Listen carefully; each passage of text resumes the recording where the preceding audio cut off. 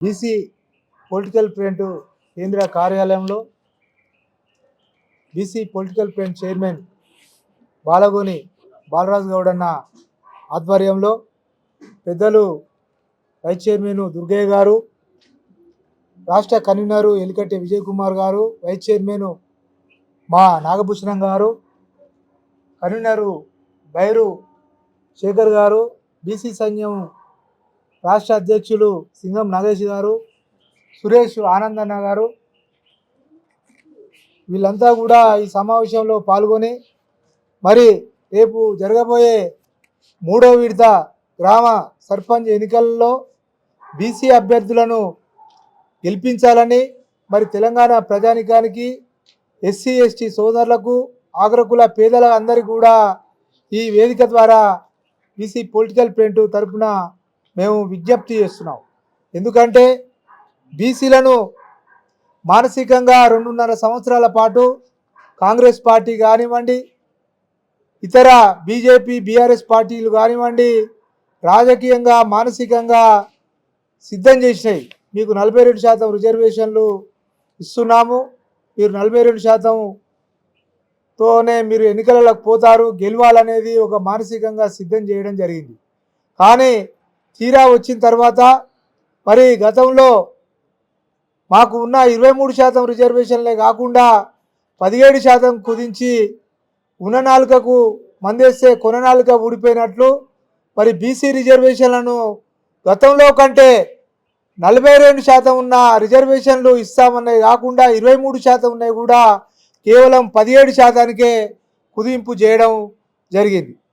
ఇలాంటి సమయంలో బీసీలు దిక్కుదోషణ స్థితిలో మరి ఈ అంశాన్ని ఏ విధంగా ఎదుర్కోవాలన్నప్పుడు బీసీ పొలిటికల్ ఫ్రంట్గా మేము బీసీ ప్రజలకు పిలుపునిచ్చాము. మన శక్తి సామర్థ్యాలు హనుమంతుని కంటే గొప్పవి. ఎందుకంటే హనుమంతునికి తన యొక్క శక్తి సామర్థ్యాలు తెలివై. అతడు ఒకసారి సముద్రం పక్కన నిలబడి లంకను, అంటే ఇక్కడ నుండి మొదలుకుంటే లంక ప్రాంతాన్ని కూడా తన శక్తి సామర్థ్యాలతో ఎగిరి అక్కడ దుంకిండు. అలాగనే బీసీల యొక్క శక్తి సామర్థ్యాలు కూడా చాలా గొప్పవి.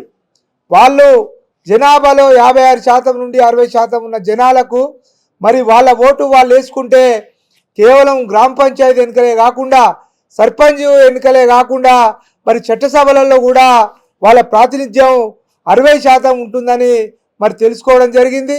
మొన్న జరిగిన సర్పంచ్ మొదటి విడత 2వ విడత ఎన్నికలలో మరి 50% మించి మరి బీసీ సర్పంచులు గెలవడం అంటే వాళ్ళ యొక్క శక్తి సామర్థ్యాలు ఈరోజు వాళ్లకు తెలిసే పరిస్థితి వచ్చింది.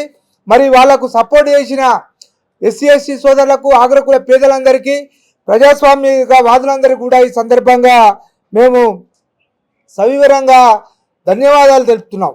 మరి 3వ విడత కూడా మనకు రేపడే ఎన్నికలు ఉన్నాయి కాబట్టి ఈ ఎన్నికలలో కూడా మరి బీసీ ప్రజాప్రతినిధులను, సర్పంచులను ఆశీర్వదించాలని, మరి ఈ ఎన్నికలలోనే మొదటి విడత 2వ విడతలలో ఏ విధంగా మీరు మద్దతు ఇచ్చారో 3వ విడతలో కూడా ఆ విధంగా మరి బీసీ సర్పంచులకు మద్దతు ఇచ్చి మీరు గెలిపించాలని చెప్పి కూడా బీసీ పొలిటికల్ ఫ్రంట్గా ఈ వేదిక ద్వారా తెలియజేస్తున్నాము.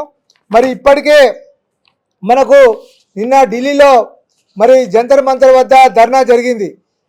42% ఇస్తామన్న కాంగ్రెస్ పార్టీ పెద్దలు బొమ్మ మహేష్ గారు, అదేవిధంగా వి హనుమంతరావు గారు, బీఆర్ఎస్ పార్టీ నుండి వి శ్రీనివాస్ గౌడ్ గారు, ఇట్లా చాలామంది రాజకీయ పార్టీలు మరి పాల్గొనడం జరిగింది. మరి ఇప్పటికైనా బీజేపీ ఈ శీతాకాల సమావేశంలో మరి పార్లమెంట్లో మరి బిల్లు పెట్టి వచ్చే ఎంపీటీసీ జెడ్పీటీసీ ఎన్నికల్లో పైన కూడా మరి 42% రిజర్వేషన్లు అమలయ్యే విధంగా మరి ఇప్పటికే పార్లమెంట్లో బిల్లు తీసుకురావాల్సిన అవసరం ఉంది. ఇప్పటికే లేట్ అయింది. మొన్న మీరు చేసిన పని కూడా కాంగ్రెస్ పార్టీ కూడా 42% రిజర్వేషన్లు పార్టీ పరంగా ఇస్తామని చెప్పి కూడా ఎక్కడ ఇవ్వలేదు. ఇవ్వకపోవడంతో చాలామంది ఇండిపెండెంట్లుగా పోటీ చేసి చాలామంది అభ్యర్థులు గెలవడం జరిగింది.